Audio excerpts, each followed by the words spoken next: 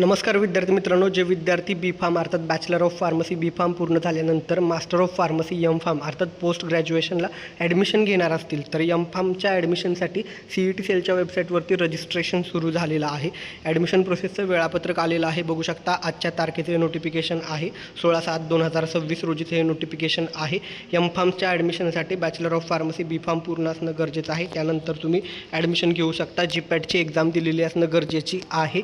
या ठिकाणी तुमचं रजिस्ट्रेशन फी ओपन कॅटेगरीसाठी या ठिकाणी किती असणार आहे, त्याशिवाय रिझर्व्ह कॅटेगरीसाठी किती असणार आहे हे दिलेलं आहे. रजिस्ट्रेशन सुरू झालेलं आहे 16 जुलै 2026 पासून आणि 26 जुलै 2026 पर्यंत रजिस्ट्रेशन सुरू असणार आहे. तिथे स्टार मार्क दिलेला आहे, डॉलरचं साईन दिलेलं आहे. याचा अर्थ तारखेमध्ये पुन्हा बदल होऊ शकतो, कारण बऱ्याच युनिव्हर्सिटीचे फायनल इयरचे रिझल्ट येणं अजून बाकी आहे.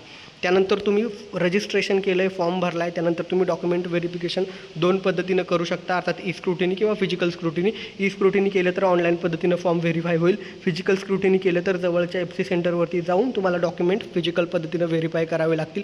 ते देखील तुम्हाला 17 जुलै ते 27 जुलैच्या दरम्यान करता येणार आहे. लक्षात ठेवा, एम फार्मसाठी TFWSच्या सीट्स नसतात, ठीक आहे. आणि GPAT दिलेली असणं गरजेचं आहे. GPATमध्ये नॉन-झिरो स्कोअर असणं गरजेचं आहे, ठीक आहे. त्यानंतर जर यामध्ये वेळापत्रकात काही बदल झाला नाही तर 31 जुलै 2026 रोजी तात्पुरती गुणवत्ता यादी प्रोव्हिजनल मेरिट लिस्ट येईल. त्यामध्ये जर तुम्हाला काही चुका आढळल्या तर तुम्ही ग्रीव्हियन्स पिरियडमध्ये अर्थात 1 ऑगस्ट ते 3 ऑगस्टच्या दरम्यान ग्रीव्हियन्स टाकून आक्षेप नोंदवून नाव, मार्क्स, कास्ट कॅटेगरीमध्ये बदल करू शकता.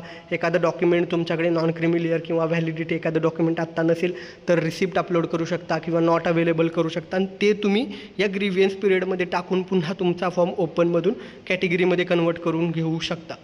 मुदतवाढ पुन्हा एकदा होणार आहे, कारण अजून बऱ्याच युनिव्हर्सिटीचे फायनल इयरचे रिझल्ट येणं बाकी आहेत. आणि त्यानंतर फायनल मेरिट लिस्ट येईल 6 ऑगस्ट 2026ला. आणि जर पुन्हा मुदतवाढ झाली नसेल तर यानंतर कॅपराऊंडचं वेळापत्रक येईल, अर्थात कॅपराऊंड 1, 2, 3, 4.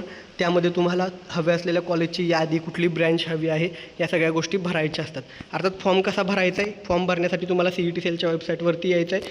CET सेलच्या वेबसाईटवरती आल्यानंतर तुम्हाला काय करायचं आहे, CET सेलच्या वेबसाईटवरती आल्यानंतर कॅपराऊंडचं पोर्टल आहे, त्या ठिकाणी पोस्ट ग्रॅज्युएट कोर्समध्ये एम फार्म आहे, मी या ठिकाणी दाखवतो. अशा पद्धतीनं तुम्हाला तुमच्या फोनमध्ये जो कोणता ब्राउझर आहे त्यामध्ये यायचं आहे. त्यामध्ये येऊन CET सेल असं सर्च करायचं आहे. CET सेल असं सर्च केल्यानंतर पहिली वेबसाईट येईल ऑफिशियल, त्याच्यावरती जा. त्यामध्ये गेल्यानंतर तुम्हाला काय करायचं आहे, ॲडमिशन पोर्टल 2026-27 त्याच्यावरती जायचं आहे. त्याच्यावरती गेल्यानंतर या ठिकाणी बघू शकता टेक्निकल एज्युकेशन पोस्ट ग्रॅज्युएट कोर्समध्ये या ठिकाणी बघू शकता खाली एम फार्म आणि फार्म डी पोस्ट बॅक्युलरेट अर्थात बी फार्म नंतर थेट 4थ्या वर्षाला जे तुम्ही फार्म डीला ॲडमिशन घेता ते देखील या ठिकाणी तुम्हाला घेता येणार आहे, ठीक आहे. थेट या ठिकाणी पोस्ट बॅक्युलरेट अर्थात बी फार्म नंतर फार्म डीला जे डिरेक्ट ॲडमिशन मिळतं ते एम फार्म आणि फार्म डी एकाच वेबसाईटवरती ते ॲडमिशन होतं. या ठिकाणी अशा पद्धतीनं क्लिक केल्यानंतर पोर्टल ओपन झालेलं दिसेल. थोडासा वेळ लागेल या ठिकाणी, कारण जस्ट सुरू झालेलं आहे. बघू शकता रजिस्ट्रेशन स्टार्ट झालेलं आहे. त्यानंतर डॅशबोर्डवरती यायचं आहे.